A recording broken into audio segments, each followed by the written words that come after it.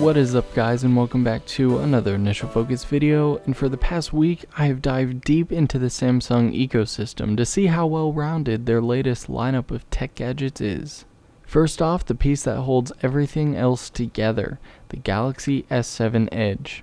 With a new and improved design featuring IP68 water resistance with no stupid hole cover things, a smaller camera bump, and bringing back that micro SD slot.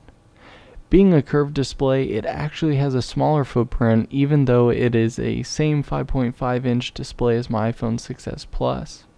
And the curve does make it easier to pick up and of course add a lot of really nice features in the phone's software. After using this phone for 2 weeks, I don't think there is any doubt in my mind this is one of the best phones out currently. Performance wise, this thing is no joke.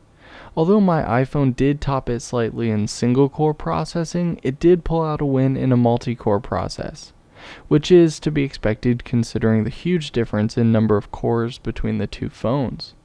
Both phones ran laps around my OnePlus 2. I have no idea what happened in this test. I ran it again afterwards and it tested 1215 single core and 3227 multi-core, which is closer, but I only gave each phone one chance and I didn't want to rig the scoring. In graphics, the S7 Edge also pulls out a win over the iPhone, scoring 2538 compared to the iPhone at 1875, running the 3D Mark Slingshot test. Overall, this is an extremely powerful phone. It is a little unfair benchmarking last year's iPhone and OnePlus with a current gen from Samsung, but still impressive nonetheless. Moving on, we look even closer into the phone screen into what some might call virtual reality. The Samsung Gear VR is an incredible first look into the world of VR. I am going to create a whole separate video on it, and like the video if you'd like to see that. I thought the lack of pixel density that close to a screen would really bug me, but after watching many different VR demos, I always thought, I'll wait a couple years until the graphics are better. And it's true, the graphics are not exactly lifelike. The Jurassic Park preview is pretty close, but you can still definitely tell you're not in the real world. But you have to give VR a shot. It is one thing to watch a demo through someone else on YouTube. It is a whole different thing to experience for yourself. The Gear VR accepts the S6, the S6 Edge, the S7, and the S7 Edge all in one device. It clips in easily and it even has a spot for headphones, which I highly recommend using to make the experience more immersive.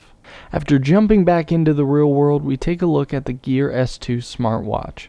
The Apple Watch just dropped its price to $299, and this is the $249 option from Samsung.